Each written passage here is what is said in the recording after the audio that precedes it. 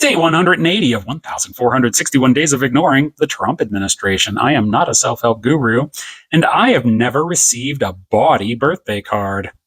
I'm just trying to help myself.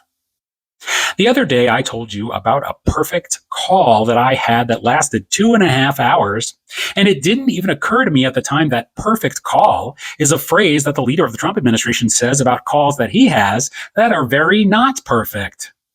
My call was actually perfect.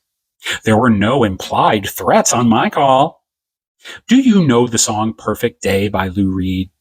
It was used perfectly in the film Trainspotting. You should know both if you don't. Both of these medias are arguably perfect, unlike the first 100 of 1,461 days of the Trump administration. I'm talking about the actual administration, not this video series. I will leave it up to you to decide how perfect this is. But anyway, back to my phone call. One of the reasons this perfect call was a perfect call is because this call was with a person I have been friends with for a very long time, and we've been through very difficult life experiences, not only in our own lives, but with each other. Once I was going through a breakup and I wanted to stay at her place while I was getting over it. She let me stay a bunch of days, but finally got sick of me and told me it was time to go, and I got an attitude about it. Like, hey, I'm suffering, and that's all that matters. And she was like, nah, bro, I did you a solid. Now suck it up and beat it. Can you imagine if the leader of the Trump administration heard that on the other end of one of his perfect calls? Actually, I think that is what he heard when he called Rupert Murdoch at the Wall Street Journal yesterday. But anyway, back to my phone call.